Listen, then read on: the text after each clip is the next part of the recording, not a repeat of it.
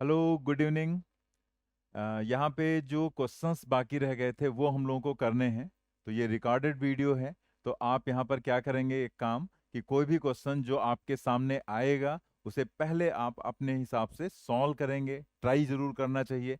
और उसके बाद देन अगर उसमें कोई प्रॉब्लम होती है तब आप यहाँ पर सॉल्यूशन देखें या बाद में देखें कि कैसे मैंने बताया है और कौन सा आंसर सही होगा। तो हर क्वेश्चन में आपको यही काम करना है, ठीक है। ये नहीं कि बस देख लिया आपने, पहले ट्राई करेंगे देन आप वीडियो देखेंगे, ठीक है। तो कोई भी क्वेश्चन जो भी आगे हम लोग करेंगे आपको इसी तरह से करना है। तो जो बाकी क्वेश्चंस हैं यहाँ पर, वो जैसे हमने केसेस आपको कराए थे तो उन केसेस पर अलग अलग टाइप के क्वेश्चंस आपको बता दिए गए थे।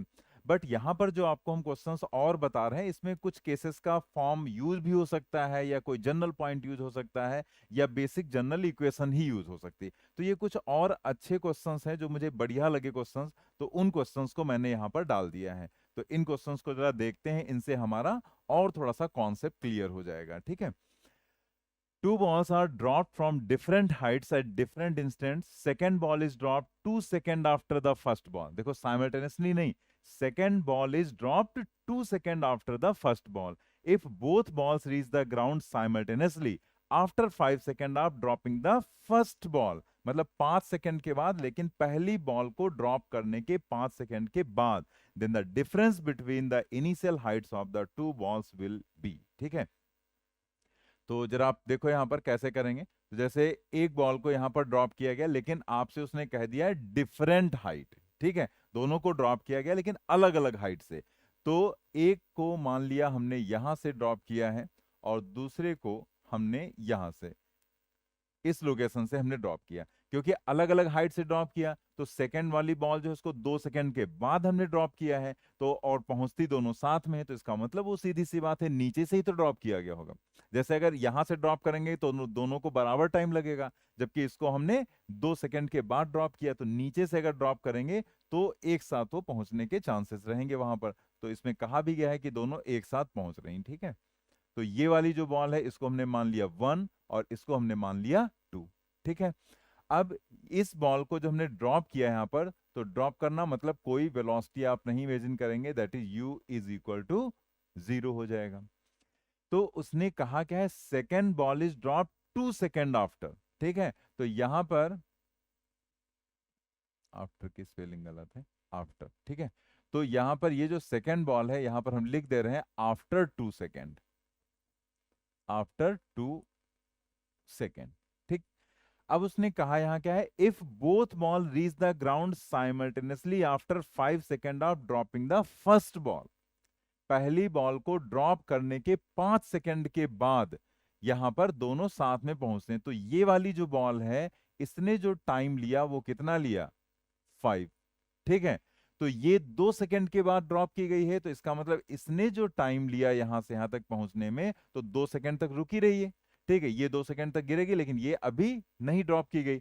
फिर इसे जब ड्रॉप किया जाएगा तो 5 सेकेंड के बाद पहली बॉल को यहां से यहां तक आने में 5 सेकेंड लगा, तो ये 2 सेकेंड के बाद ड्रॉप की गई, तो इसे 2 सेकेंड कम टाइम लगेगा। इसका मतलब ये क्या हो गया, 3 सेकेंड, ठीक है। तो ये हाइट अगर हम h1 मान लें, इसे हम h2 मान लें, तो इन दोनों के बीच का जो डिफरेंस है वो डिफरेंस क्या है जरा देखो। यहां से यहां तक इस डिफरेंस को हमने कह दिया दिस इज h, ठीक है। तो अब इस डिफरेंस को हमें निकालना है, that means h is equal to हो जाएगा h1 माइनस h2, ठीक है। आप यहां पर h को क्या रखेंगे, हाफ g, और t स्क्वायर का मतलब t1 स्क्वायर, और ये हो जाएगा half g and t2 square, ठीक है। आप सोच रहे हैं हाफ जी टी स्क्वायर क्यों रखा गया, तो आपको पता है ना कि u जीरो है तो ut plus half G T square होता है, तो जब u जीरो है तो हाफ जी टी स्क्वायर ही रहेगा। हमने यहां से क्या किया, हाफ g कॉमन लिया और t1 स्क्वायर, और यहां पर लिख दिया माइनस t2 स्क्वायर। वैल्यूज डाल देते हैं, हाफ g की वैल्यू हम लोग डालेंगे यहां पर 9.8, और t1 स्क्वायर का मतलब हो गया 25, और t2 स्क्वायर का मतलब हो गया 9, ठीक है। तो ये हो जाएगा यहां पर 9.8 डिवाइडेड बाई 2 इंटू, यहां पर आप इसे सब्ट्रैक्ट करेंगे तो कितना आ जाएगा, 16, ठीक है। 16 आ जाएगा, तो यहां पर कैंसिल कर देंगे, 8 आ जाएगा, तो यहाँ कितना आ जाएगा?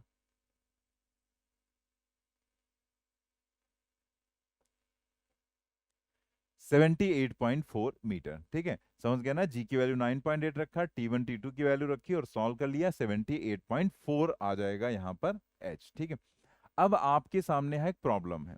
वो प्रॉब्लम क्या है कि आप में से कुछ लोगों ने इसका आंसर निकाला होगा सेकंड 80, लेकिन हमने टिक कराया 78.4। 80 कैसे आएगा? अगर आप यहां जी की जगह पर 10 रख दोगे, ठीक है, यहां पर अगर आप 10 रख दोगे तो क्या आ जाएगा? तो यहां पर 8 इंटू 10 होगा और तब इसका आंसर आ जाएगा 80। तो आपको ये समझ में नहीं आ रहा होगा कि यार हम 80 अगर टिक कर दे तो हमारा गलत हो जाता, जबकि जी की वैल्यू 10 भी तो लेते हैं। लेकिन आपको यही पॉइंट यहां पर समझना है, इसी के लिए तो ये क्वेश्चन हमने डाला। ठीक है, आपको यही पॉइंट यहां समझना है कि जो जी की वैल्यू है वो 10 भी होती है और 9.8 भी होती है, लेकिन जो 9.8 है ये ज्यादा एक्यूरेट माना जाता है। तो आपको करना क्या रहेगा? जब आपको कभी भी वैल्यू ना दी जाए तो आप जी की वैल्यू हमेशा क्या चूज करेंगे? 9.8। लेकिन आप कहेंगे सर हम तो कभी कभी 10 भी यूज कर लेते हैं, उसी से आंसर आ जाता है। 9.8 में थोड़ा कैलकुलेशन कॉम्प्लिकेटेड हो जाता है। तो ये भी बात सोचो कि हमेशा 9.8 से कैलकुलेशन कॉम्प्लिकेटेड नहीं होता है, कई बार कैलकुलेशन 10 से भी कॉम्प्लिकेटेड हो जाता है। ठीक है, तो ये चीजें आएंगी आपके सामने, ये कैलकुलेशन आएगा आपके सामने जहां आप 9.8 लेंगे तो इजीली सॉल्व कर लेंगे कैलकुलेशन, और अगर 10 लेंगे तो कॉम्प्लिकेटेड हो जाएगा। तो ये डिसाइड करना रहता है। एक बात ये हो गई। दूसरा पॉइंट हमने क्या बताया कि 9.8 लेंगे अगर जी की वैल्यू आपको नहीं दी गई है तो, ये रूल है।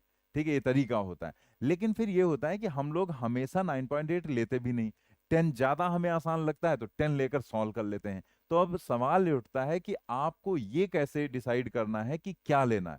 तो देखो, अगर जी की वैल्यू आपको क्वेश्चन में दे दी गई, मान ले यहां पर उसने लिख दिया होता जी की वैल्यू, तब तो कोई टेंशन ही नहीं है। लेकिन अगर जी की वैल्यू नहीं लिखी गई है, टेंशन तो तब की है। तो अगर जी की वैल्यू नहीं लिखी गई है तो हमने बताया 9.8, लेकिन आप कहेंगे नहीं मुझे तो 10 चूज करना है।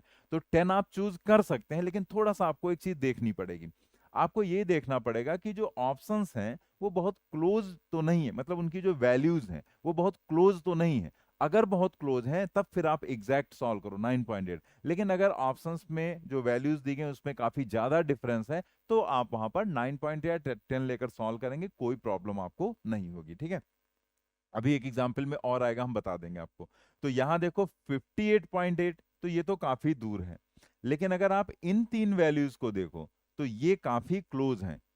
78.4, उसमें थोड़ा सा कम ज्यादा कर दो 80 आ जाएगा, थोड़ा सा और ज्यादा कर दो 81.6 आ जाएगा। मतलब ये दोनों वैल्यूज 80 के आसपास की हैं। ठीक है, ये 80 है, ये 80 से थोड़ा सा कम है, वो 80 से थोड़ा सा ज्यादा है। तो अगर बहुत माइन्यूट डिफरेंस हो कहीं पर ऑप्शंस में तो फिर जी की वैल्यू 9.8 लेकर सॉल्व करेंगे। लेकिन अगर डिफरेंस बहुत ज्यादा है तो फिर आप 10 लेकर सॉल्व कर लो, कोई प्रॉब्लम नहीं होगी। ठीक है, तो आई थिंक आपको ये पूरा समझ में आ गया होगा क्वेश्चन, और इसमें जो जिस पॉइंट के लिए इस क्वेश्चन को दिया गया था वो पॉइंट भी आपको समझ में आ गया होगा। ठीक है, चलिए बढ़ते हैं हम लोग अगले क्वेश्चन पर।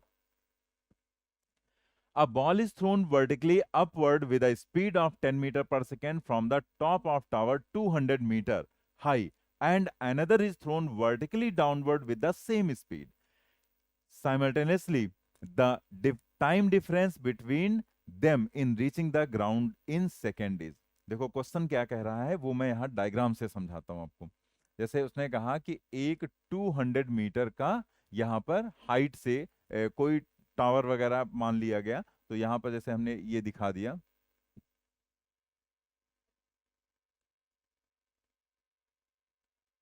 फिर से बनाते हैं डायग्राम, ठीक है, क्योंकि इसमें डायग्राम में ही सॉल्व हो जाएगा। तो जैसे यहाँ पर हमने दिखा दिया ऐसे, ये यहाँ पर हो गया एक टावर। ठीक है, यहाँ पर एक टावर हो गया जिसकी हाइट कितनी है 200 मीटर, 200 मीटर। अब उसने कहा यहां से दो बॉल्स को फेंका गया, एक को 10 मीटर पर सेकंड से अप और एक को 10 मीटर पर सेकंड से डाउन। तो यहां पर हमने एक बॉल ले ली और इसे हमने ऊपर ऐसे फेंका, और ये ऐसे जाएगी और देन ये वापस यहां पर आएगी। ठीक है, यहां पर तो इसे ऊपर की तरफ फेंका गया और यू क्या रखा गया है? 10, 10 मीटर पर सेकेंड। और ये बॉल हो गई फर्स्ट। दूसरी बॉल यहां से नीचे की तरफ फेंकी गई है और इसे हमने सेकंड कह दिया, और इसकी भी स्पीड जो है वो कितनी है, 10 रखी गई। तो ये सीधे सीधे यहां पर आ जाएगी। अब उसने आपसे कहा क्या है कि इन दोनों के बीच का टाइम डिफरेंस बताना है, कि ये बॉल यहां से यहां पहुंचेगी और ये बॉल यहां से यहां पहुंचेगी, तो दोनों के बीच का अंतर आपको बताना है, time difference, the time difference between them in reaching the ground in second. तो अब आपके दिमाग में आएगा क्या, आपको ये लगेगा कि यार इसमें क्या है, हम इसका टाइम निकाल लेंगे T1, इसका टाइम निकाल लेंगे T2, और दोनों को सॉल्व कर लेंगे, दोनों वैल्यूज आ जाएंगी T1 और T2, तो T1 माइनस T2 कर देंगे तो डिफरेंस हमें पता चल जाएगा कि भाई इसे T1 लगा, इसे T2, T1 माइनस T2 कर देंगे तो हमें पता चल जाएगा।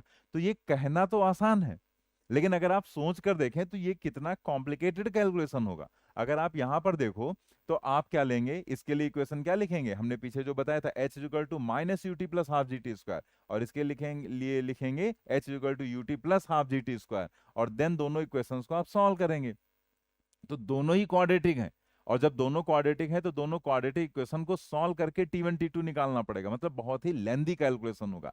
लेकिन अगर हम थोड़ा सा लगाएं अपना दिमाग, तो यहां पर आप पाएंगे कि ये कैलकुलेशन काफी ज्यादा आसान हो जाएगा, और ये इतना आसान क्वेश्चन है कि आपको पेन भी चलाने की जरूरत नहीं पड़ेगी। तो आप देखो यहां करना क्या है, आप यहां पर सोचो कि आपको इन दोनों के बीच का टाइम डिफरेंस निकालना है। तो जब ये बॉल इसी लेवल पर वापस आ जाएगी, ठीक, ये वाली बॉल इसी लेवल पर वापस आ जाएगी, तो उसकी स्पीड भी 10 होगी, क्योंकि ये चीज हमने आपको बताई थी कि सेम लेवल पर आने पर स्पीड सेम हो जाएगी। तो इसकी स्पीड 10, और यहां पर इसकी भी स्पीड क्या है, 10। तो इसका सीधा मतलब हुआ कि अगर यहां से यहां तक आने में इसको टाइम लग रहा है T0, तो इसे भी तो यहां से यहां तक आने में टाइम T0 ही तो लगेगा। मतलब यहां पर अगर हम डिफरेंस की बात करें, तो अगर हम यहां से इसे देखें, यहां से लेकर यहां तक का जो टाइम है, ठीक है, ये जो पूरा टाइम है, ये टाइम अगर हम यहां पर मान लें कैपिटल टी, ठीक है, तो जो फर्स्ट बॉल को टाइम लग रहा है वो टी प्लस टी नॉट लग रहा है, और सेकंड को टी नॉट लग रहा है। तो अगर आप यहां पर देखो तो जो टाइम डिफरेंस हो जाएगा, दैट इज टाइम डिफरेंस वो कितना हो जाएगा, दैट इज इक्वल टू पहली बॉल का हो गया टी प्लस टी नॉट, और दूसरी बॉल का हो गया T not, T plus T not, और दूसरी बॉल का हो गया टी नॉट। तो ये दोनों तो कैंसिल हो गए ना, तो यहां से जो टाइम डिफरेंस है वो कितना आ गया, टी के बराबर। और अगर आप टी देखो यहां से यहां तक का टाइम है, तो यहां से यहां तक का टाइम का सीधा फार्मूला आपको बताया गया। अगर यहां से उसी लेवल पर वापस आए तो टी बराबर क्या होता है, टी बराबर होता है 2u डिवाइडेड बाई जी। आप यहां पर 2 रखेंगे, u की वैल्यू 10, g की value 10, that is equal to 2 second, यानी कि यहां पर थर्ड ऑप्शन सही हो जाएगा। देखो कितना आसान क्वेश्चन है। ये तो मैंने समझाने के लिए सब लिख दिया, वैसे तो आप डायरेक्ट ही समझ जाते कि यहां से यहां तक का टाइम और यहां से यहां तक का टाइम अलग होगा, लेकिन यहां से यहां और यहां से यहां का टाइम सेम होगा, तो इसका मतलब जो ऊपर का टाइम है वही तो डिफरेंस होगा, भाई वही तो डिफरेंस होगा। तो अगर यही डिफरेंस है तो ये टाइम तो हमें पता है 2u/g, तो 2u/g, तो 2 इंटू यू का मतलब 10, और डिवाइडेड बाई 10, 10 10 कैंसिल, कितना आ गया 2, मतलब हमने पेन भी नहीं चलाया, ऐसे आपको बता दिया, आंसर क्या होगा 2 सेकेंड यहां पर हो जाएगा। क्लियर हो गया। तो ये भी एक बढ़िया क्वेश्चन था, जिसमें अगर आप ये चीज नहीं दिमाग लगाते तो आपको क्या करना पड़ता, पूरा कैलकुलेशन करना पड़ता। तो ये क्वेश्चन AIPMT में पूछा जा चुका है, ठीक है, नोट करेंगे, और नेक्स्ट क्वेश्चन पर हम लोग फिर मूव करते हैं।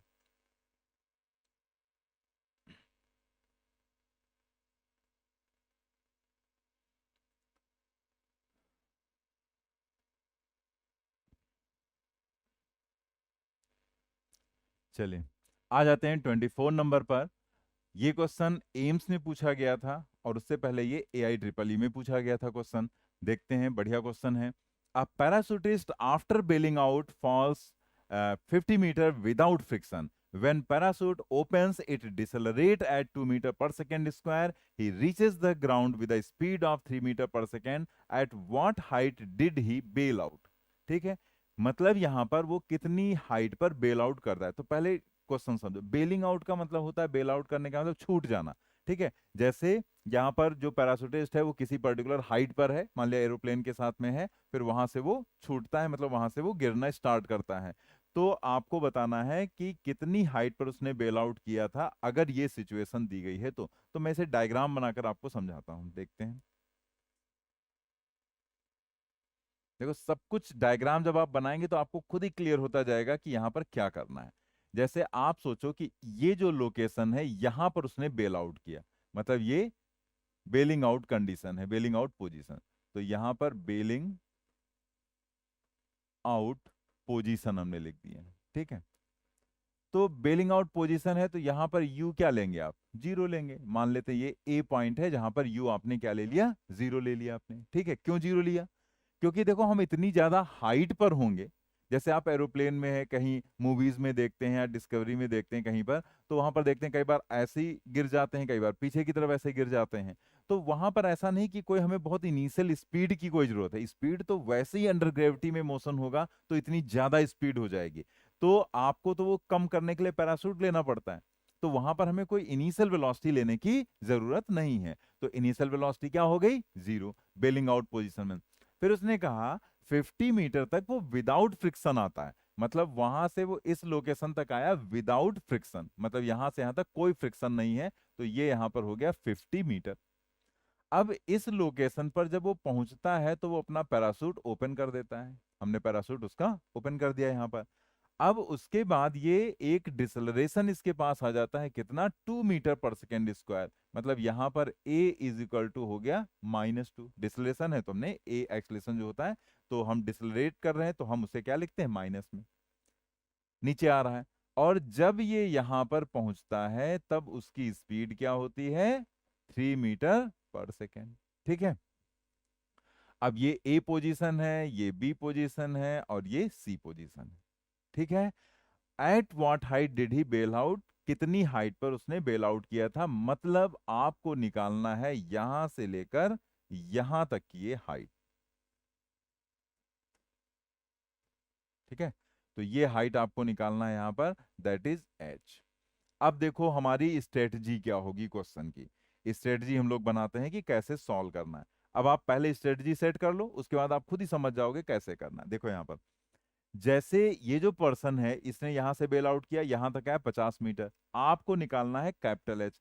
तो हमें बस क्या नहीं पता है, हमें इस बी से सी तक की हाइट नहीं पता है, ठीक है। जैसे अगर हमें ये वाली हाइट पता चल जाए एच, इसको हमने मान लिया स्मॉल एच, अगर ये एच पता चल जाए तो बस एच में 50 जोड़ना ही तो है, और क्या करना है, एच में आप 50 ऐड कर देंगे, कैपिटल एच मिल जाएगा। तो अब हमारा टारगेट क्या हो गया, स्मॉल एच कैलकुलेट करना। टारगेट क्या सेट कर लिया हमने, एच, अब हम बाकी सब भूल गए, हमें एच बस निकालना। अब एच निकालने के लिए हमने यहां देखा, तो हमने देखा यार यहाँ पे एक्सलेशन हमें दिया गया है और फाइनल वेलोसिटी दी गई है। अब एच निकालना है तो हमारे पास दो इक्वेशंस हैं, कौन कौन सी, या तो हम सेकंड इक्वेशन यूज करेंगे या हम थर्ड इक्वेशन यूज करेंगे।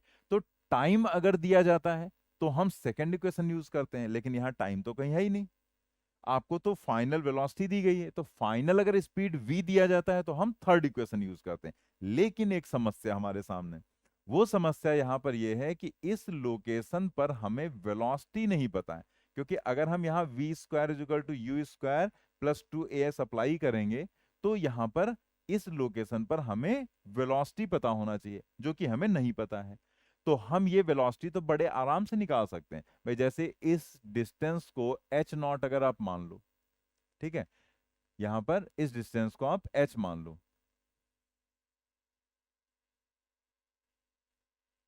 h, ठीक है, इसे हम h0 कर दे रहे हैं, ऐसे मतलब फार्मूले को उसी तरह का बनाने के लिए। तो जैसे मान लिया हमने इसको h0 कर दिया, उसको h कर दिया। तो अब आप यहां पर देखो, h डिस्टेंस आपको पता है, u = 0 से आपने यहां पर ड्रॉप किया है, तो आपको एक हमने रिजल्ट याद करवाया था कि अगर u = 0 से किसी बॉडी को ड्रॉप करते हैं तो h डिस्टेंस चलने के बाद उसकी वेलोसिटी √2gh, मतलब अगर हम यहाँ की वेलोसिटी को uv मान लें तो ये जो uv हो जाएगा वो क्या हो जाएगा, √2gh, ये हो जाएगा। और यहां पर सारी वैल्यूज आपको पता है, तो √2, g की वैल्यू आपको नहीं दी गई है, अगेन हम लेंगे यहां पर 9.8 और h की वैल्यू क्या लेंगे, 50। ये कितना हो जाएगा यहाँ पर, ये 100 हो जाएगा, यानी कि रूट के अंदर आ जाएगा 980, ठीक है। ये आ जाएगा ना, 980 आ जाएगा रूट के अंदर, ये 100 होगा, फिर 100 से इसको मल्टीप्लाई करेंगे, 980 आ जाएगा। अब ये काम हो गया, अब अगला काम क्या है, B2C, तो हम यहाँ पर B2C लेंगे, B2C। B2C जरा देखो क्या है। B2C में आप यहां पर क्या करेंगे, B2C में वही अप्लाई करेंगे, third equation, v square is equal to u square plus 2AS। ध्यान दें क्या लिखा हमने, AS लिखा है, 2AS। ठीक है, 2GH हमने नहीं लिखा, v square equal to u square plus 2GH। कई लोग यहाँ गलती करते हैं, उनको लगता है ऊपर से नीचे आ रहा है, हम मोशन अंडर ग्रेविटी कर रहे हैं, v square equal to u square plus 2GH apply कर देंगे, बट नहीं करेंगे। क्यों? क्योंकि यहाँ ए दिया गया, हमने क्या कहा था, जी वाली इक्वेशंस आप तभी यूज करते हैं जब फ्री फॉल कंडीशन होती। बलून वाले केस में आपको समझाया था, जिसमें बलून स्टार्ट करता है राइजिंग विद एक्सलेशन 1.25, याद है? तो वहां पर आपको हमने बताया था कि आप यहां पर एक्सलेशन या रिटार्डेशन अगर कुछ भी पा जाते हैं तो फिर आप वी स्क्वायर बराबर you square plus 2AS use करेंगे, क्योंकि यहां अगर जी आपने जोड़ दिया घटा दिया तो सब गड़बड़ हो जाएगा, क्योंकि ये जो दिया जाता है वो उसका नेट एक्सलेशन होता है। क्लियर? तो यहां पर हम यूज करेंगे v square equal to u square plus 2AS। अब यहां का वी क्या है, 3, तो 3 का स्क्वायर क्या हो जाएगा, 9। u का मतलब हम u भी लिख दे रहे हैं यहाँ पर, ठीक है, u भी स्क्वायर हो गया यहाँ की वेलोसिटी, तो u भी स्क्वायर, इसका स्क्वायर करेंगे क्या आ जाएगा, 980। एंड यहाँ पर हो जाएगा माइनस, क्योंकि a की वैल्यू रखें, चलो पहले ऐसे लिख देते हैं 2, और a की जगह पर रखेंगे -2, और s की जगह पर हम रखेंगे h0। ठीक है, तो यहां से आ जाएगा 4h0 is equal to 980 minus 9, that is 971। ठीक है, 971। तो h0 की वैल्यू क्या आ जाएगी, 971 डिवाइडेड बाई 4। ठीक है, सॉल्व करते हैं इसे।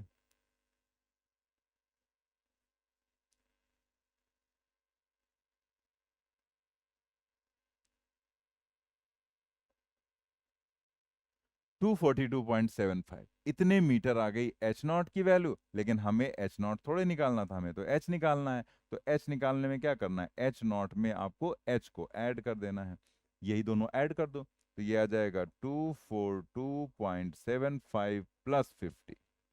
ठीक है, दैट इज इक्वल टू 292.75, या यहाँ पॉइंट में नहीं दिया गया है, तो अगर हम राउंड ऑफ करें तो 5 को हटाएंगे, तो 5 को हटाने पर ये ऑड है तो हो जाता है इवन। एकदम स्टार्टिंग में आपको बताया गया था कि राउंड ऑफ का नियम क्या होता है, तो 5 हटाएंगे तो ये बन जाएगा 8, और जब ये 8 हटाएंगे तो ये बन जाएगा 3। That means this is approximately 293 meter. First option यहाँ पर करेक्ट हो जाएगा। ठीक है, तो ये इस तरीके से हम लोग करेंगे। यहां पर अगर आप g की वैल्यू को आप लेते हैं 10, तो g की वैल्यू 10 लेने पर यहां पर क्या आ जाएगा, नोट भी करते रहें, हम एक चीज ऐसे आपको बता दे रहे हैं कि अंतर क्या आता है। जैसे कुछ लोगों को लगता है g की वैल्यू 9.8 लेने से और 10 लेने से बहुत ज्यादा डिफरेंस नहीं आता है, तो मैं बता दे रहा हूं, अगर आप g की वैल्यू यहां पर 10 लेंगे तो जो ये h0 की वैल्यू है, ठीक है, या पूरा कैपिटल H, तो ये जो कैपिटल H है उसे जब आप सॉल्व करेंगे तो ये आ जाएगा 297.75। ठीक है, दैट इज अप्रोक्सीमेटली 298 मीटर। तो देखो g की वैल्यू 9.8 लेने से 293, 293 आ रहा है, जबकि वहीं पर g की वैल्यू बस जस्ट हमने 10 कर दी और आ कितना गया, 298। हालांकि यहां ऐसा कोई ऑप्शन नहीं बनाया गया, लेकिन अगर 293, 298 दोनों आंसर्स बना दिए जाते और आप जी की वैल्यू 10 लेकर सॉल्व करते तो आप 100% 298 ही ऑप्शन टिक करते, लेकिन वो सही माना नहीं जाता। माना कौन सही जाएगा, 293, क्योंकि जब जी की वैल्यू नहीं दी जाएगी तो आपको 9.8 चूज करना है। तो हमने आपको बता दिया यहां पर, ठीक है, रिजल्ट बता दिया कि अगर जी 9.8 लेते हैं तो क्या आएगा, और अगर आप 10 लेते हैं तो आपका आंसर क्या आएगा। जल्दी से नोट कर लेंगे इसे।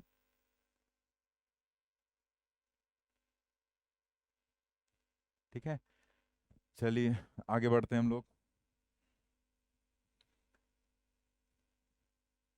A body dropped from top of tower falls through 60 meter during the last 2 seconds of its fall. The height of tower is। बिल्कुल सिमिलर क्वेश्चन है। जैसे यहाँ पर डायग्राम जरूर बनाए, जब आप डायग्राम बनाएंगे तो आपको समझ में आएगा ना कि क्या यहाँ पर कहा जा रहा है क्वेश्चन में और क्या पूछा जा रहा है हमसे। आप देखो यहाँ पर उसने क्वेश्चन में आपसे क्या कहा कि एक बॉडी को ड्रॉप किया जाता है टॉप ऑफ टावर। मान लिया कोई टावर यहाँ पर होगा, उसके टॉप से उसको ड्रॉप किया गया है, that is u is equal to 0 से।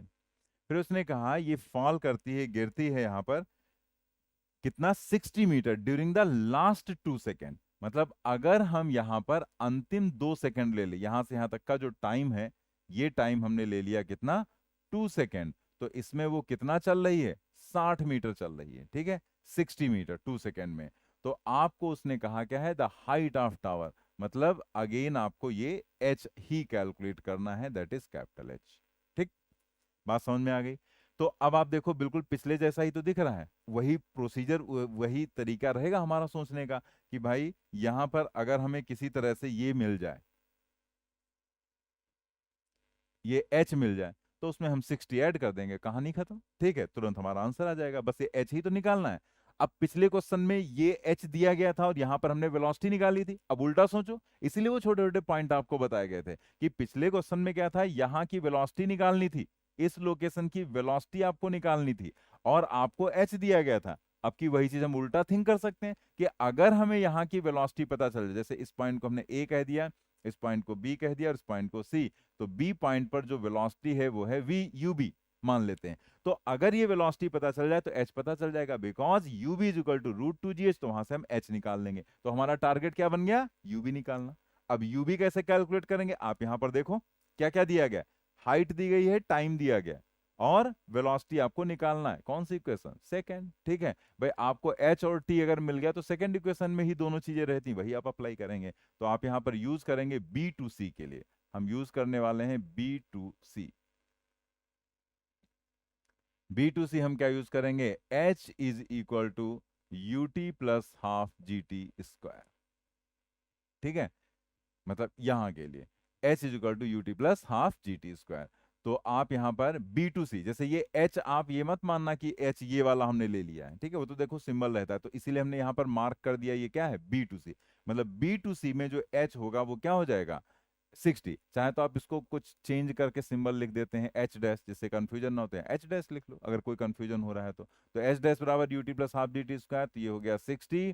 और u की जगह पर हम क्या लिखेंगे, यू बी, और t की जगह पर कितना time, 2 second, and plus half. यहाँ पर g की वैल्यू दी गई है, बिल्कुल दी गई 10, तो कोई टेंशन ही नहीं, जब दिया जाए तब तो हमें कुछ सोचना ही नहीं। तो यहाँ हो जाएगा 10 और 2 का स्क्वायर हो जाएगा 4। ठीक है, तो एक तरह से 2ub इज इक्वल टू हो जाएगा 60 माइनस यहाँ पर हो जाएगा 20, दैट इज इक्वल टू 40। तो ub की वैल्यू आ जाएगी यहाँ पर 20 मीटर पर सेकेंड। ठीक है, 20 मीटर पर सेकेंड ub आ गया। अब आपको h निकालना है, a टू b, तो हम यहाँ पर लिखेंगे a टू b के लिए क्या आपको बताया गया, h, sorry, u b is equal to root two g h. वही पॉइंट कौन सा, कि अगर आप किसी चीज को ड्रॉप करते हैं इक्वल टू जीरो से, तो एच डिस्टेंस चलने के बाद उसकी वेलोसिटी क्या होगी, यू बी। तो u b is equal to root two g h, तो यहां से हम एच अगर कैलकुलेट करेंगे तो हो जाएगा u b square divided by two g. U b square का मतलब 20 इंटू 20, दैट इज 400, और 2 और जी की वैल्यू कितनी, 10 दिया गया ना जी आपको 10, तो ये हो जाएगा 20। तो 20 यानी कि ये ऊपर 20 ही आ जाएगा, 20 मीटर। ठीक है, 20 मीटर। तो फिर यहां से हमें पता चल गया कि therefore h is equal to h plus h dash. H की वैल्यू कितनी आई, 20, एच डैश की वैल्यू कितनी है, 60, टोटल कितना हो गया, 80। 80 मीटर यहां पर आ जाएगा। ठीक है, क्लियर, 80 मीटर आंसर आ गया। तो देखो वैसे आप थिंक करो क्वेश्चन को कि क्या करना है, एक क्वेश्चन करने से पहले हम स्ट्रेटजी बना लेते हैं। तो वही यहां पर किया गया कि हमने पहले डायग्राम बनाया, फिर हमने सोचा यार हमें तो ये एच निकालना है, बस ये एच मिल जाए, कैपिटल एच मिल जाएगा 60 ऐड करने के बाद। तो हम ये एच कैसे निकालेंगे, अब देखो वो छोटे छोटे पॉइंट याद रखने का बेनिफिट क्या होगा, कि जैसे ही आपके दिमाग में ये एच आएगा तुरंत आपके दिमाग में आ गया, अगर यहाँ वेलोसिटी पता हो तो यूबी और एच तो हमें पता है, u b equal to root two g h, क्योंकि यू जीरो है। वरना आप बैठ के इक्वेशन सोचते हैं, फर्स्ट लगाएं, सेकंड लगाएं, थर्ड लगाएं, इसीलिए वो छोटे छोटे रिजल्ट्स आपको याद करवाए गए, तुरंत आपका क्लिक करेगा दिमाग। तो यहां पर यूबी अगर पता चल जाए तो एच पता चल जाएगा, बस हमारा काम क्या हो गया, यूबी निकालना। यूबी कैसे निकालेंगे, टाइम दिया है, एच दिया है, यूबी निकालना, सेकंड इक्वेशन यूज किया, यूबी निकाला, और उसके बाद हमने एच निकाल लिया, एंड देन एच में 60 ऐड कर दिया, हमें कैपिटल एच पता चल गया। ठीक है, तो चलिए जल्दी से नोट करेंगे इसे।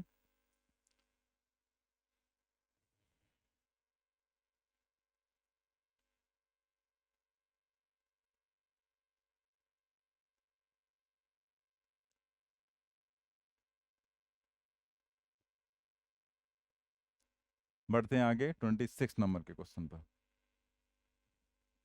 ये एक एनसीईआरटी का मैंने क्वेश्चन दे रखा है यहाँ पर, इसमें एक पॉइंट आएगा जो बहुत ही इंपॉर्टेंट है, इसीलिए क्वेश्चन हमने डाला है, ठीक है। Read each statement below carefully and state with reasons and examples if it is true और फॉल्स। पहला, जो पहला वाला है उसमें आपसे क्या कहा गया है, देखो जरा। With zero speed at an instant may have non-zero acceleration at that instant। मतलब zero speed at an instant, किसी इंस्टेंट पर स्पीड कितनी, zero. May have non zero acceleration at that instant, उस इंस्टेंट पर उसका जो एक्सलेशन है वो नॉन जीरो हो सकता है, ठीक है। हो भी सकता है, नहीं भी हो सकता है, दोनों बातें हैं। तो यहां पर जैसे आपके दिमाग में ये तो आता है कि भाई स्पीड जीरो होगी तो एक्सलेशन भी जीरो हो जाएगा, लेकिन कोई ऐसा जरूरी नहीं कि स्पीड जीरो तो एक्सलेशन जीरो हो। एक्सलेशन जीरो हो भी सकता है और नहीं भी हो सकता है। जैसे एक लंबे समय तक के लिए अगर वहां पर वेलोसिटी में या स्पीड में कोई चेंज नहीं हो रहा है, तो फिर हम वहां पर कह सकते हैं, और डायरेक्शन वगैरह में भी कोई चेंज नहीं हो रहा है, वेलोसिटी पूरी तरह से हर तरह से कांस्टेंट है, तो एक्सलेशन जीरो होगा। लेकिन अगर वो किसी भी तरह से चेंज होती जा रही है, तो एक पर्टिकुलर इंस्टेंट पर अगर स्पीड जीरो भी हो गई तो भी वहां पर एक्सलेशन प्रोड्यूस हो जाएगा। जैसे तो इसका मतलब ये सेंटेंस जो है, may have non zero acceleration, तो बिल्कुल रख सकता है, स्पीड जीरो होगी तो भी उसका एक्सलेशन जीरो नहीं होगा। जैसे फॉर एग्जाम्पल, तो इसका मतलब ये सेंटेंस क्या है, ट्रू है, ठीक है। और एग्जाम्पल के तौर पे हम बता देते हैं यहां पर कि अगर हम किसी बॉडी को नीचे से फेंकते हैं ऊपर की तरफ, ठीक है, तो ये ऐसे यहां पर जाएगी जब, तो ये हाईएस्ट पॉइंट पर जब पहुंचेगी तो इसकी वेलोसिटी क्या हो जाएगी, जीरो, ठीक है। अब हाईएस्ट पॉइंट पर वेलोसिटी जीरो है इस लोकेशन पर, लेकिन जो एक्सलेशन है क्या वो भी जीरो होगा, वो जीरो नहीं होता है। एक्सलेशन किसके बराबर रहेगा, जी के बराबर रहेगा, ठीक है। And this is not equal to zero, तो एक्सलेशन जी के बराबर है जो कि जीरो नहीं है, तो इसका मतलब ये सेंटेंस एकदम ट्रू है। दूसरा पॉइंट देखते हैं हम लोग। विद जीरो स्पीड में हैव नॉन जीरो वेलोसिटी, बिल्कुल हो ही नहीं सकता, एकदम गलत है, फॉल्स। बिकॉज, क्योंकि हम लोगों ने क्या देखा था, speed is the magnitude of velocity, speed is the magnitude of velocity, ठीक है। With zero speed may have non zero velocity, मतलब स्पीड जीरो है लेकिन may have non zero velocity, लेकिन वेलोसिटी जीरो नहीं, तो ऐसा बिल्कुल पॉसिबल नहीं, क्योंकि स्पीड वेलोसिटी का ही मैग्नीट्यूड है। अगर वेलोसिटी का मैग्नीट्यूड जीरो होगा तो स्पीड भी जीरो होगी। हम एवरेज की बात नहीं कर रहे हैं, ध्यान रखना, एवरेज में ये नहीं लागू होगा। ये स्पीड और वेलोसिटी मतलब इंस्टेंटेनियस की कंडीशन है, ठीक है। एवरेज में तो कुछ भी हो सकता है, एवरेज में ऐसा कोई जरूरी नहीं कि एवरेज वेलोसिटी जीरो है तो एवरेज स्पीड भी जीरो हो जाएगी। भाई जैसे कोई पर्सन यहां से गया और वापस आ गया, ठीक है, वहीं पर, तो अगर आप एवरेज वेलोसिटी देखेंगे तो डिस्प्लेसमेंट जीरो हो गया तो जीरो हो जाएगी एवरेज वेलोसिटी। लेकिन अगर आप स्पीड देखेंगे तो अगर वो 10 मीटर गया, 10 मीटर वापस आया और कुछ समय लिया, तो टोटल वो 20 मीटर डिस्टेंस चल रहा है, तो डिस्टेंस अपॉन टाइम कर देंगे तो एवरेज स्पीड आ जाएगी। तो एवरेज वेलोसिटी एवरेज स्पीड का अलग कॉन्सेप्ट है, ये इंस्टेंटेनियस का है। इंस्टेंटेनियस में अगर वेलोसिटी जीरो है तो स्पीड जीरो हो जाएगी, स्पीड जीरो है तो वेलोसिटी जीरो हो जाएगी, ठीक है। तीसरा देखते हैं, विद जीरो स्पीड में हैव नॉन जीरो वेलोसिटी, मतलब अगर स्पीड जीरो है तो वेलोसिटी नॉन जीरो रह सकती है, तो ऐसा बिल्कुल नहीं, ये फॉल्स हो गया। With constant speed must have zero acceleration, क्या कहा गया, with constant speed must have zero acceleration, ऐसा कोई जरूरी नहीं है। जैसे अगर स्पीड कांस्टेंट है, वो स्ट्रेट लाइन में जा रहा है सीधे सीधे, तो यहां पर स्पीड कांस्टेंट है, साथ में डायरेक्शन भी कांस्टेंट है, स्पीड कांस्टेंट और साथ में डायरेक्शन भी कांस्टेंट, तो इसका मतलब जो वेलोसिटी है वो भी कांस्टेंट हो गई, और वेलोसिटी कांस्टेंट हो गई तो एक्सलेशन क्या हो जाएगा, जीरो। लेकिन उसने क्या कह दिया, मस्ट हैव जीरो एक्सलेशन, मतलब जीरो होना ही चाहिए। तो भैया यहां पर कहां है, अगर हम कोई बॉडी सर्कल में घुमा रहे हैं या कोई बॉडी सर्कुलर मोशन कर रही है और उसकी स्पीड मान लिया हमने सेट कर दी 5 मीटर पर सेकेंड, तो स्पीड तो कांस्टेंट है, that is equal to constant. लेकिन यहाँ वेलोसिटी नहीं कांस्टेंट है, क्योंकि जब ये आगे बढ़ेगा, इधर जाएगा या इधर जाएगा या ऐसे जाएगा, तो इसकी डायरेक्शन चेंज हो रही है, और डायरेक्शन चेंज होने के कारण यहाँ पर वेलोसिटी चेंज होगी। तो वेलोसिटी यहां पर कांस्टेंट नहीं है, वेलोसिटी इज नॉट कांस्टेंट, क्योंकि डायरेक्शन चेंज होगी तो वेलोसिटी कांस्टेंट हो जाएगी, और डायरेक्शन चेंज होगी तो वेलोसिटी कांस्टेंट नहीं होगी, वेरिएबल हो जाएगी। और वेलोसिटी अगर वेरी कर रही है तो यहाँ पर एक एक्सलेशन आ जाएगा, जिसको हम नाम देते हैं सेंट्रीपिटल एक्सलेशन, हिंदी में बोलते हैं उसको अभिकेंद्र त्वरण। तो ये आ जाएगा यहाँ पर, ये हम लोग आगे सर्कुलर मोशन में पढ़ेंगे। तो ये क्या कह रहा है कि कांस्टेंट स्पीड है then must have zero acceleration, zero acceleration होना ही चाहिए। जबकि आप देख रहे हैं कि यहां पर कांस्टेंट स्पीड है तो जीरो एक्सलेशन है, लेकिन यहां पर स्पीड कांस्टेंट है लेकिन जीरो एक्सलेशन नहीं है, A is not equal to zero. तो इसका मतलब अगेन ये जो थर्ड वाला है ये सेंटेंस यहां पर क्या हो गया, फॉल्स हो गया, ये भी यहां पर क्या है, फॉल्स आ गया। मतलब ये पूरा थर्ड के लिए हमने लिखा है, थर्ड जो है वो क्या हो गया, एफ लिख देते हैं, ठीक है, फॉल्स हो गया। दोनों हमने एग्जाम्पल समझा दिए। चौथा देखते हैं, ये और भी बढ़िया पॉइंट है क्योंकि यही सबसे ज्यादा कंफ्यूज करता है। With positive value of acceleration must be speeding up. उसने क्या कहा कि with positive value of acceleration must be speeding up, मतलब अगर पॉजिटिव वैल्यू एक्सलेशन की है तो स्पीड अप होना ही होना है, मतलब उसमें स्पीड रहेगी रहेगी। तो ऐसा कोई जरूरी नहीं। आप एक काम करिए, तीनों पहले लिख लो, ठीक है, उसके बाद मैं इसे हटा दूं तब मैं समझाऊं यहाँ पे, क्योंकि यहाँ जगह कम है। जल्दी से लिखेंगे।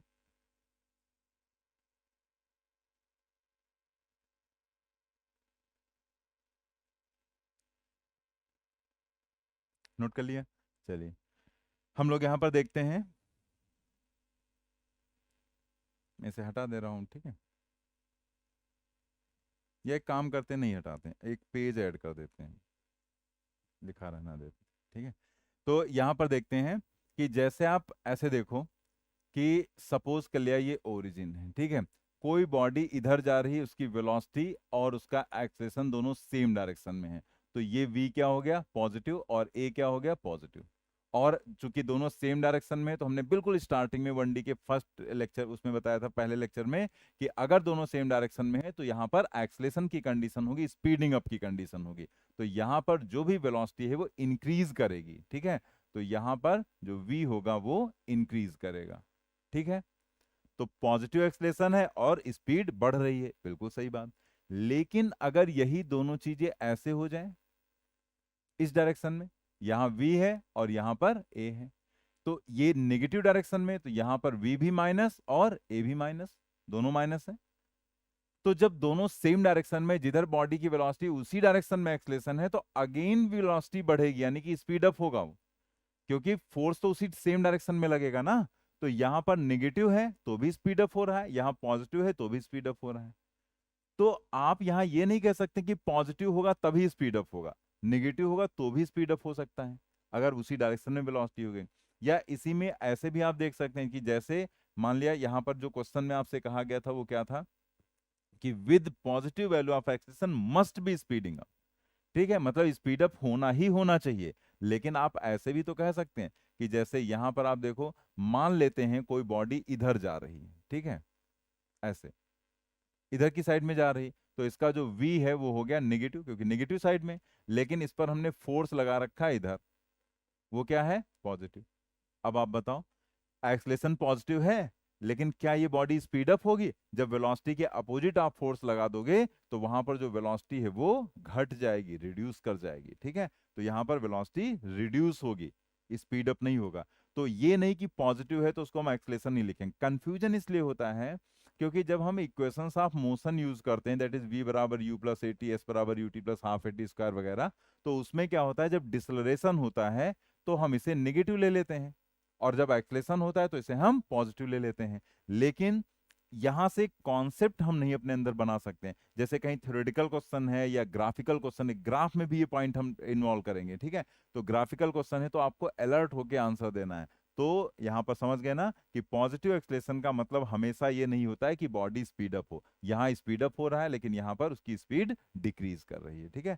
तो आई थिंक क्लियर हो गया होगा।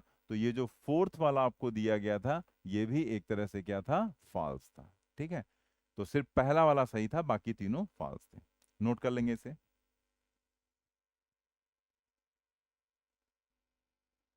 तो अब हम लोग आ जाते हैं यहाँ पर नेक्स्ट क्वेश्चन पर, question number 27। A lead sphere of mass 20 kilogram has the same diameter as an aluminum sphere of mass 72 kilogram. एक का 20 है, दूसरे का 72 है, ठीक है. The spheres are simultaneously dropped from a tower. When they are 10 meter from the ground, they have identical kinetic energy, potential energy, momentum and acceleration. क्या चीज उनकी आइडेंटिकल होंगी अगर वो 10 मीटर की ऊंचाई पर हैं, ठीक है. When they are 10 meter from the ground they have identical. तो अगर आप यहां पर देखें तो काइनेटिक एनर्जी जो है वो क्या होती है, हाफ mv². अगर हम पोटेंशियल एनर्जी की बात करें तो वो क्या होगा, mgh. अगर हम मोमेंटम की बात करें तो वो क्या होगा, p = m/v. और अगर हम बात करें एक्सलेशन की तो यहां पर a क्या होगा, वो होगा g के बराबर, ठीक है. क्योंकि कोई भी बॉडी है तो उसे एक ही पर्टिकुलर एक्सलेशन से हर एक बॉडी को अर्थ अपनी तरफ खींचती है, जिसे हम लोग बोलते हैं एक्सलरेशन ड्यू टू ग्रेविटी. तो यहां पे अगर आप इन तीनों क्वांटिटीज को देखो तो ये तीनों मास पर डिपेंड कर रही हैं, ठीक है. Depends upon mass, depends upon mass, ठीक है, मास पर डिपेंड कर रही हैं. लेकिन अगर हम चौथे को देखें तो उसमें कोई मास की बात ही नहीं है. तो ये तो मास पर डिपेंड करेंगे, इसका मतलब ये इन दोनों के लिए अलग अलग हो जाएंगी तीनों quantity, kinetic energy, potential energy और मोमेंटम. बट एक्सलेशन सबका एक जैसा रहेगा. इसका मतलब आइडेंटिकल क्या चीज होगी, एक्सलेशन होगा. यानी कि फोर्थ ऑप्शन यहां पर करेक्ट हो जाएगा, ठीक है. तो इसे आप नोट कर लेंगे और फिर हम लोग आ जाते हैं नेक्स्ट क्वेश्चन पर.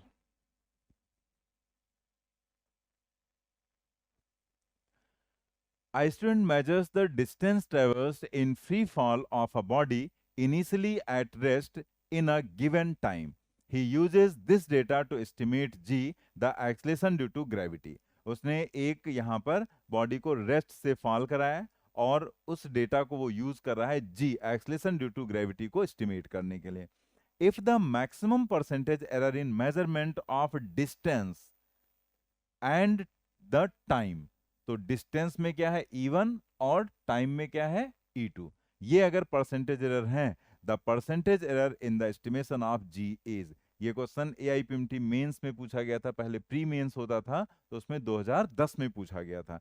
तो ये क्वेश्चन कुछ देखा जाए तो ये परसेंटेज एरर का नहीं है, ठीक है. यहाँ पर ग्रेविटी का कोई कॉन्सेप्ट नहीं लगना, वो तो ग्रेविटी का फार्मूला लगना है. बाकी कॉन्सेप्ट जो मेन है वो कहाँ का है, एरर का है.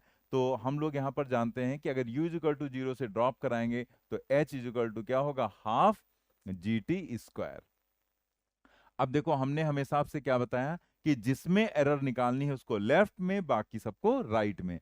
तो हम यहाँ पर g बराबर लिखेंगे तो g = अगर लिखना है तो 2h/t², 2h / t², that is equal to 2h और t⁻², ठीक है. ऐसे हमने लिख दिया.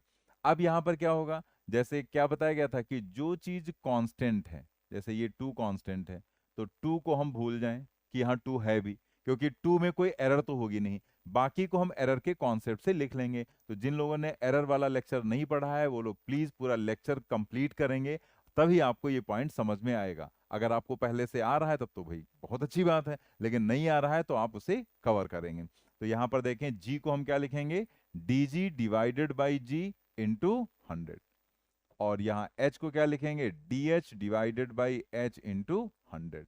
और फिर क्या बताया गया था, माइनस साइन लिखेंगे पहले, बट हम उसे करेंगे प्लस, माइनस में नहीं लिख सकते. तो 2 dt/t इंटू हो गया 100, ठीक है. तो आप यहां पर देखो उसने डिस्टेंस में कितनी एरर दी है E1, टाइम में कितनी एरर दी है E2. तो हम यहां क्या लिख देंगे, E1 and plus 2 times E2, यही इसका आंसर हो जाएगा. दैट मीन्स यहां पर E1 + 2 टाइम्स E2 हो जाएगा. That means second option correct हो जाएगा, ठीक है.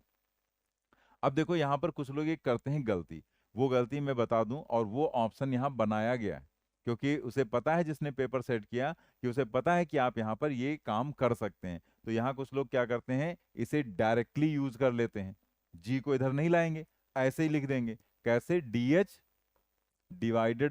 Into 100 and that is equal to half, constant है उसको हटा दिया, और फिर यहां पर लिखा dg/g इंटू 100, और फिर माइनस, यहां प्लस है तो प्लस 2 टाइम्स dt/t इंटू 100, ठीक है. ऐसे यहां पर लिख दिया. और उसके बाद एरर्स देखना है कि इसमें एरर निकालनी, तो एच में दिया गया था E1, तो यहां लिखेंगे E1, और यहां पर dg/g इंटू 100 आपको कैलकुलेट करना है, और ये हो गया 2 टाइम्स E2। तो यहां से रिजल्ट क्या आ जाएगा कि dg divided by g into 100 is equal to E1 minus 2E2। E1 minus 2E2, देखो फोर्थ ऑप्शन लिखा हुआ है। तो कुछ लोग ऐसे कर देते हैं, अब उनका फोर्थ ऑप्शन आ जाता है, फिर सोचते हैं यार गड़बड़ कहाँ की है, सब कुछ तो हमने सही लिखा है। गलत आपने कहाँ किया है, आप सोचो। गलत आपने यहां पर किया है कि आप यहां पर एल्जेब्रिक कॉन्सेप्ट के हिसाब से आपने इसको किया, कि जैसे अलजेब्रा में होता है कि आपको लिखकर दे दिया जाए कि a is equal to b minus x, ठीक है, तो आपको बताया b प्लस एक्स, तो आपको बताना है x बराबर क्या होगा, तो आप लिखते हैं a, और ये इधर जाता है तो क्या हो जाता है माइनस b। बिल्कुल सही, इसमें कोई प्रॉब्लम भी नहीं, यही करते भी हैं हम, ठीक है। लेकिन यहां पर ये काम नहीं कर सकते। यहां पर अगर आपने dj/g बराबर लिखा इंटू 100 बराबर लिखा E1 माइनस 2E2, तो यहां गड़बड़ क्या होगी, एरर्स को आपने सब्ट्रैक्ट कर दिया, जबकि आपको बताया गया था कि एरर्स को कभी भी आप सब्ट्रैक्ट नहीं करेंगे, एरर्स हमेशा ऐड करेंगे। तो मतलब ये हुआ कि इसे भले ही आप इधर ले जाओ, ठीक है, लेकिन आप माइनस साइन वहां पर नहीं लगाएंगे, क्या करेंगे प्लस, जैसे इसमें तो माइनस लगा देंगे लेकिन इसमें नहीं लगाएंगे, क्योंकि यहां पर एरर्स सब्ट्रैक्ट हो जाएंगी, जो कि गलत हो जाएगा। तो इसलिए ये पॉइंट यहां पर जो आपने लिखा ये गलत हो गया। तो इससे बेटर ये है कि या तो आप ये चीज थिंक करो, या स्टार्टिंग में ही जैसे मैंने बताया वो काम कर लो। वो काम करेंगे तो कोई प्रॉब्लम ही नहीं होनी है। आपको क्या करना है, जो भी यहाँ पर जिसमें एरर निकालनी उसको लेफ्ट में, बाकी सब कुछ राइट में, और फिर आप उसे सॉल्व कर लो जैसे आपको बताया गया था, तो ये ज्यादा सही रहता है, ठीक है। लेकिन हमने बता दिया वो भी पॉइंट कि वैसे करते हैं तो गड़बड़ी क्या होती, या तो वहां प्लस लगा दो तो सही हो जाएगा, अदरवाइज आप ऐसे करो तो ज्यादा बेटर है, ठीक है। जल्दी से नोट करेंगे इसे, और नेक्स्ट क्वेश्चन पर आते हैं हम लोग।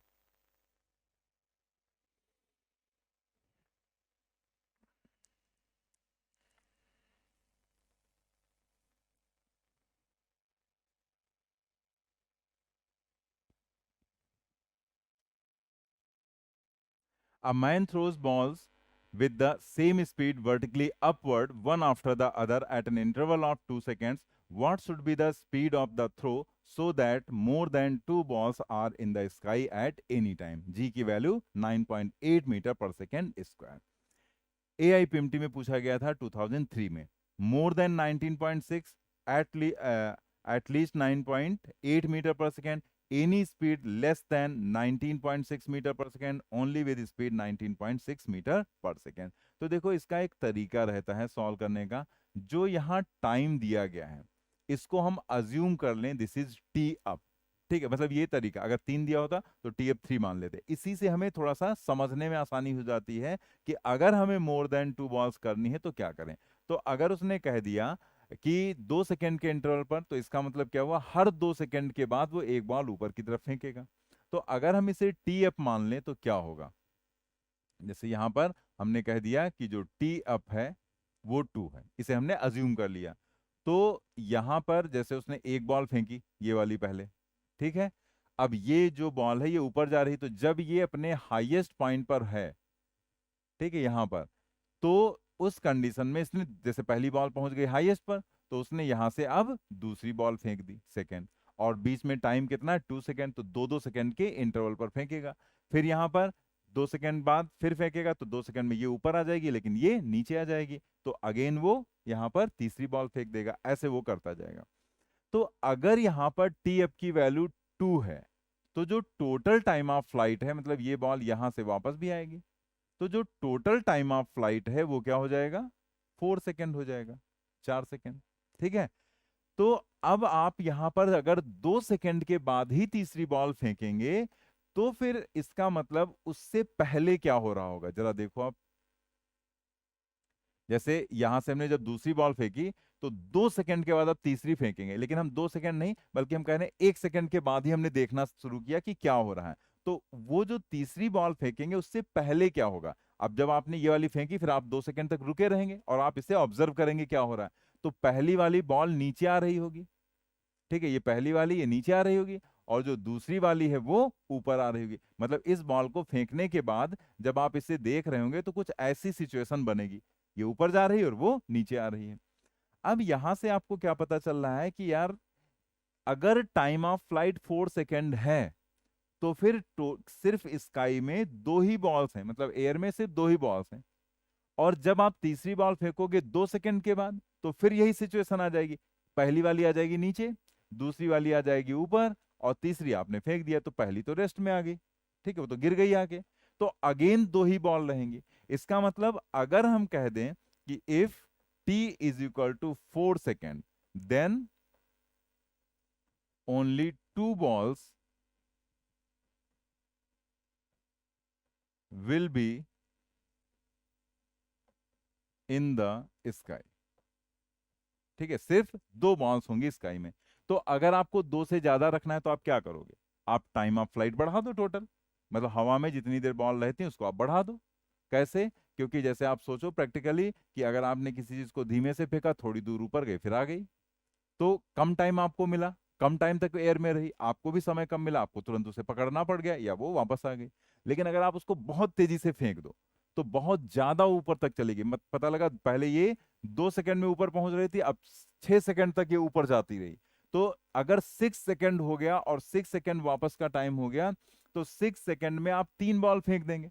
भाई दो फेंका यहां पर, अभी तो ये और ऊपर जाएगी, तब तक आपने दूसरी फेंक दी, फिर 2 सेकंड कंप्लीट हुआ, फिर आपने फेंक दी यहां पर। तो इसका मतलब अगर टाइम की वैल्यू आप ग्रेटर देन 4 सेकेंड ले लो, T is greater than 4 second, तो यहां पर क्या आप कर सकते हैं? मोर देन टू बॉल्स आप स्काई में रख सकते हैं। तो यहां पर हम लिख सकते हैं for more than two balls in the sky T must be greater than 4। T की वैल्यू 4 से ज्यादा होनी चाहिए, ठीक है। तो टी की वैल्यू 4 से ज्यादा हम इधर लिख दे रहे हैं।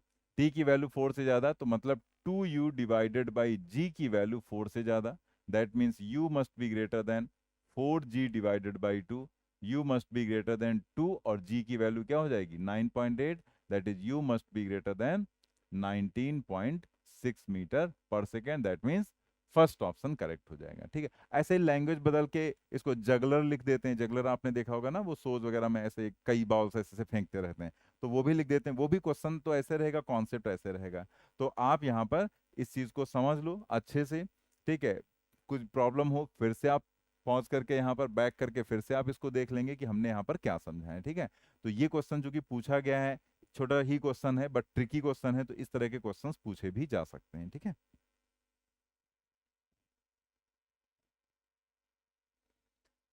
चले आते हैं हम लोग नेक्स्ट क्वेश्चन पर। A ball is drop from a high rise platform at t is equal to 0 starting from rest. After 6 second another ball is thrown down from the same platform with a speed v। The two balls meet at t is equal to 18 second. What is the value of v?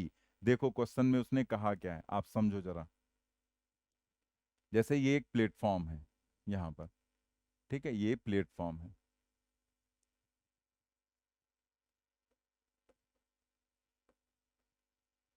Platform, और ये high rise platform है। यहां पर थोड़ा सा और नीचे दिखा देते हैं,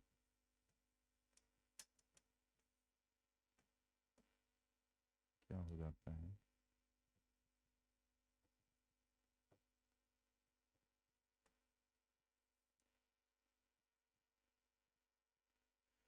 ठीक है, ये इस तरह से दिखा दिया गया। अब उसने कहा a ball is drop from a high rise platform at t equal to 0 starting from rest. तो यहां पर हमने एक बॉल लिया 1, और यहां पर t इज इक्वल टू 0 का टाइम है, और इसको ऐसे ड्रॉप कर दिया गया, ठीक है। स्टार्टिंग फ्रॉम रेस्ट मतलब इसके लिए जो u है वो क्या है? 0। After 6 second another ball is throne downward. लेकिन 6 सेकेंड के बाद यहां पर एक और बॉल, तो ये है after 6 second.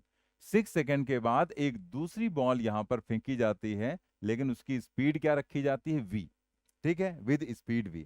The two balls meet at t is equal to 18 second. मतलब यहां पर जब वो दोनों बॉल पहुंचती हैं, तो ये जो टाइम यहां से यहां तक का है, जैसे ये वाली बॉल यहां पहुंच गई, ठीक है, तो ये जो टाइम है वो क्या है? t is equal to 18 second, ठीक है। मतलब 18 सेकेंड पर ये वाली बॉल भी यहां पर आ गई और ये वाली बॉल भी यहां पर आ गई। इसी को कह दिया गया ये दोनों बॉल एक दूसरे से मिली, ठीक है। मीट मतलब एक ही लेवल पर आ गई।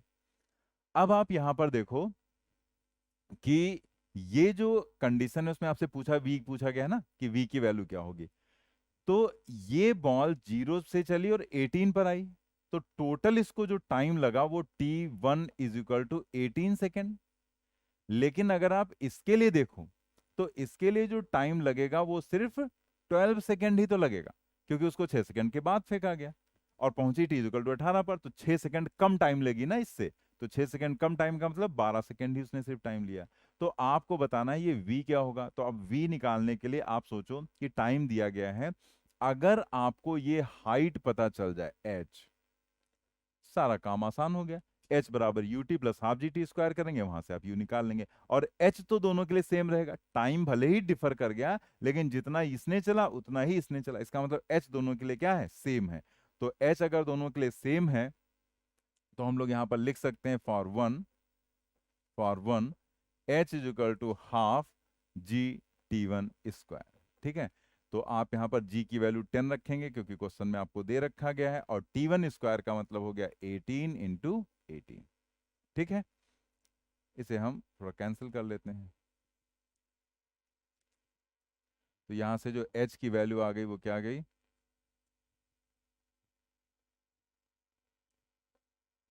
1620 मीटर।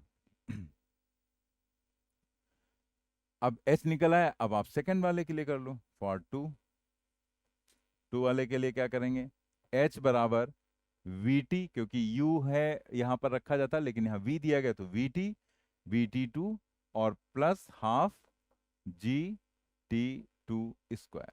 ठीक है, h की जगह पर आप क्या रखेंगे, 1620 इज इक्वल टू vt2 मतलब 12v हो जाएगा, और प्लस हाफ g की वैल्यू हो जाएगी 10, और t2 स्क्वायर का मतलब 12 इंटू 12 हो जाएगा। ठीक है, यहां से आप सॉल्व करें, तो जब आप सॉल्व करेंगे यहां पर, तो 12v इज इक्वल टू क्या आ जाएगा, 12v is equal to 1620 minus 1620 minus, तो यहां से आप देखो इसे कैंसिल करो तो ये 6 आ गया, तो ये आ जाएगा 720, 720।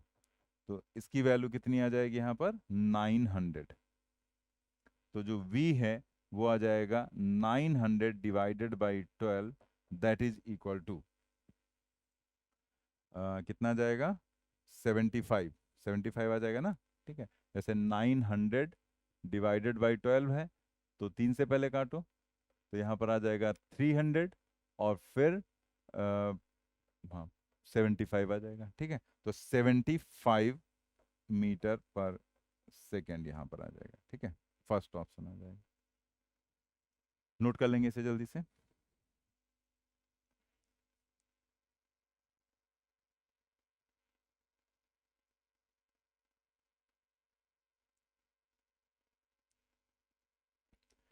चलिए हम लोग आ जाते हैं लास्ट क्वेश्चन पर, question number 31। Drops of water fall from the roof of a building 18 metre high at regular intervals of time. When the first drop reaches the ground at the same instant, fourth drop begins to fall, what are the distances of the second and third drop from the roof?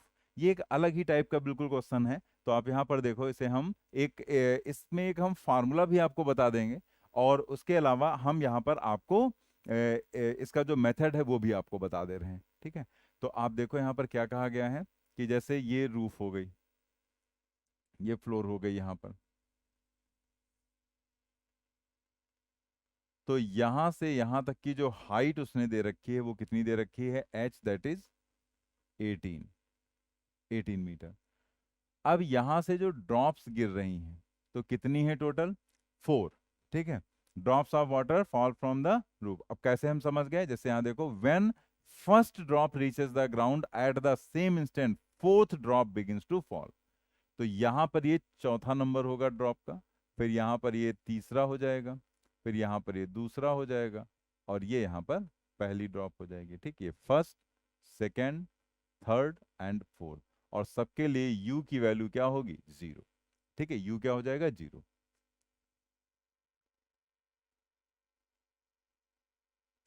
उसने कहा है regular time interval, मतलब इसके बीच का भी time T, इसके बीच का भी टाइम टी, और इसके बीच का भी टाइम टी। तो रेगुलर इंटरवल हो गया, मतलब हर दो के बीच का टाइम टी है। तो इसमें अगर आप देखो तो acceleration due to gravity constant, acceleration due to gravity जो है वो कांस्टेंट है, और टाइम जो है वो भी सब में सेम है, और u की वैल्यू 0 है। इसका मतलब जो रेशियो होगा वो 1:3:5 वाला हो जाएगा। ठीक है, ये चीज ध्यान रखना कि u0 acceleration due to gravity वो तो कांस्टेंट है ही है, और टाइम इंटरवल्स इक्वल हैं। तो ये तीनों चीजें अगर सेम हैं तो आपको ये हमने कॉन्सेप्ट बताया था ना कि ऐसी कंडीशन में जो रेशियो होता है वो होता है 1:3:5 का, जो डिस्टेंस का रेशियो। तो इसमें आप इमेजिन करो कि यहां पर जो ये रेशियो होगा 1:3:5, लेकिन 1 ऊपर होगा, क्योंकि इन दोनों के बीच कम होगा, नीचे जैसे जैसे जाएंगे डिस्टेंस बढ़ती चली जाएगी। तो हम उसे 1:3:5 नहीं लिखेंगे, क्योंकि वो तो रेशियो होता है। जो रेशियो होगा डिस्टेंस रेशियो, डिस्टेंस रेशियो वो क्या हो जाएगा 1:3:5 का, ऐसे। तो ये इसलिए होगा क्योंकि यहां पर वो कंडीशन फुलफिल हो रही जो हमने आपको बताई थी। लेकिन हम ऐसे नहीं लिखेंगे, हम इसे एक कॉमन नंबर से मल्टीप्लाई कर लेंगे। तो हमने क्या बताया था, अलग अलग करना है तो हम इसे लिखेंगे x, इसे लिखेंगे हम 3x, और इसे लिखेंगे हम 5x। ऐसे और भी होते तो ऐसे 5 के बाद 7x लिख देते। तो यहां पर ये हो गया। जैसे ही आपने लिखा तीनों को ऐड कर दो, x plus 3x and plus 5x is equal to क्या हो जाएगा 18। यही तो हो जाएगा h, तीनों को ऐड करने पर। तो ये कितना हो गया 9x is equal to 18, that is x is equal to 2 metre. ठीक है, x की वैल्यू कितनी आ गई 2 मीटर। अब x अगर 2 मीटर आया तो उसने कहा है सेकेंड और थर्ड ड्रॉप की रूफ से आपको पोजीशन बतानी, फ्रॉम रूफ, ऊपर से। ठीक है, तो अगर हम देखें तो for second drop, second drop के लिए अगर आप देखो तो सेकेंड ड्रॉप यहां पर है, तो टोटल कितना हो जाएगा for second drop, distance is equal to x plus 3x, that is equal to 4x, और x की वैल्यू 2 है तो ये कितना हो जाएगा 8 मीटर। ठीक है, इसी तरह से फॉर अगर आप थर्ड ड्रॉप देखो तो थर्ड ड्रॉप की बात करें तो जो डिस्टेंस है वो यहां पर क्या हो जाएगी थर्ड के लिए, ठीक है, सेकेंड थर्ड के लिए क्या हो जाएगा x के बराबर, और x क्या है 2 मीटर। ठीक है, तो यहां पर आपको क्या करना है, इस तरह के क्वेश्चन में ऊपर से रेशियो लिखना है 1:3:5, लेकिन उसमें x से मल्टीप्लाई करके, और फिर जितने भी ये पार्ट हैं इनको ऐड करके टोटल हाइट के बराबर करके x की वैल्यू निकाल लो। फिर ऊपर से पूछे चाहे नीचे से पूछे, आप वहां पर बता सकते हैं। देखो ये चीज जरूर ध्यान रखना कि उसने डिस्टेंस कहाँ से पूछी। ठीक है, डिस्टेंस अगर ऊपर से रूफ से पूछी है तो ऊपर से बताओ, नीचे से पूछेगा तो नीचे से। जैसे यहीं पर सेकंड ड्रॉप की अगर डिस्टेंस फ्रॉम ग्राउंड पूछ लेता, क्योंकि इसमें कई लोग गड़बड़ कर देते हैं, पता लगा पूछा ग्राउंड से, ऊपर से निकाल के आंसर बता दिया। तो नीचे से आपसे पूछा गया है, तो अगर आपसे पूछा जाता सेकंड ड्रॉप के लिए फ्रॉम ग्राउंड, जैसे for second drop from ground, from ground, तो डिस्टेंस क्या हो जाती है from ground, distance is equal to, तो नीचे से डिस्टेंस कितनी है सेकेंड ड्रॉप की 5x, तो यहां लिखते हैं 5x, तो वो कितना हो जाता है 10 मीटर। x की वैल्यू 2 रखते हैं तो 10 मीटर हो जाता है। तो ये आपको देखना है कि ऊपर से पूछा गया है या नीचे से आपसे पूछा गया, जो भी है वो आप ऐसे कैलकुलेट करके बताएंगे, क्वेश्चन ध्यान से पढ़ के। अब देखो इसके लिए हम एक आपको शॉर्टकट फार्मूला भी बता दे रहे हैं भाई जैसे यहाँ पर 2 3 4 ग्राफ ये ड्रॉप दी गई हैं, तब तो ऐसे ठीक है आराम से आप कर लेंगे।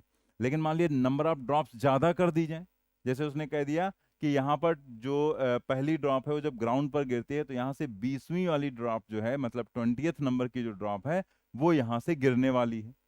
अब ऐसी सिचुएशन में उसने कह दिया बताओ जो 9th नंबर की ड्रॉप है वो कहाँ होगी, ठीक है, उसकी डिस्टेंस बताओ। तो इतनी ज्यादा अगर ड्रॉप दे देंगे तो हम ऐसे तो नहीं कर पाएंगे ना, फिर तो अर्थमेटिक के हिसाब से इसका एक फार्मूला होता है उसको हम कर पाएंगे। तो एक जनरल फॉर्मूला, पता लगा इतनी सारी ड्रॉप वहां बना रहे हैं, पता लगा इधर से ड्रॉप निकलने लगी, तो यहाँ पर हम लोग जो है यहाँ क्या करेंगे पूरा इस तरीके से करेंगे, लेकिन जब कम हो नंबर। लेकिन अगर आपके पास नंबर ज्यादा है तो हम यहाँ पर आपको इसका एक शॉर्टकट फार्मूला बता दे रहे हैं। तो वो फार्मूला आपको यहाँ पर हर तरह के, चाहे ये कम ड्रॉप हो चाहे ज्यादा हो, सब में वो आपकी हेल्प करेगा। और वो फार्मूला क्या है देख लेते हैं।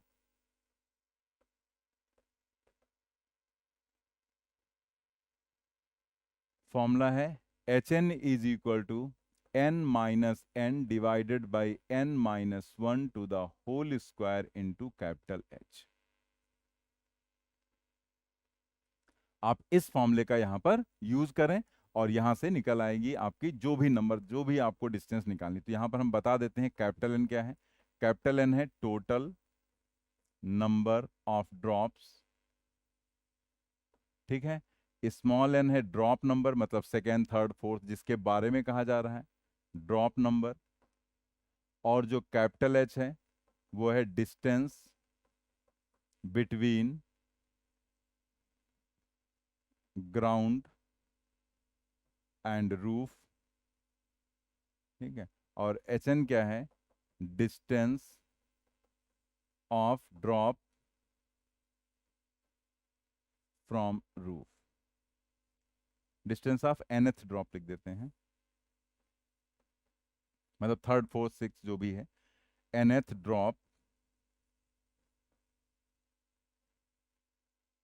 फ्रॉम रूफ, ठीक है।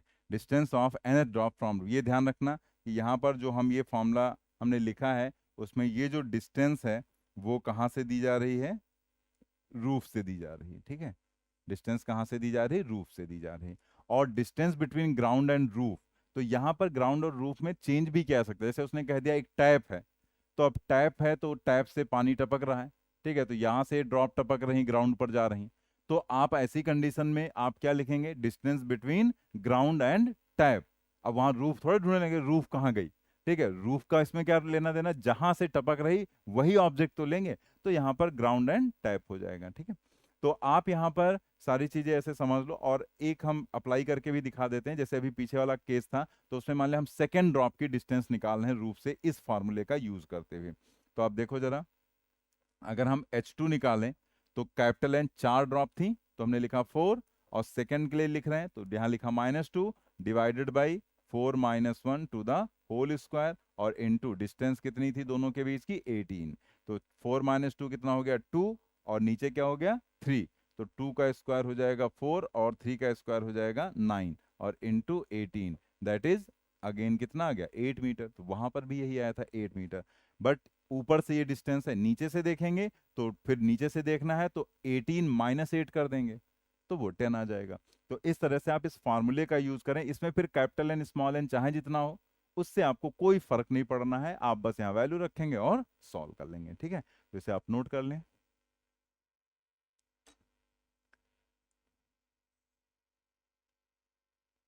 बंद कर दिया क्या?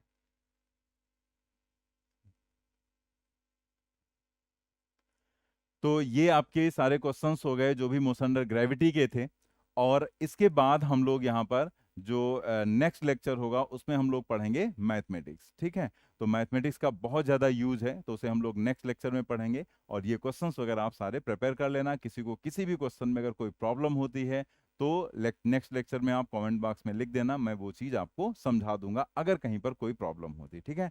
तो इसे आप प्रिपेयर कर लें और हम लोग मिलेंगे नेक्स्ट लेक्चर में मैथमेटिक्स के कॉन्सेप्ट के साथ। तब तक के लिए बाय बाय।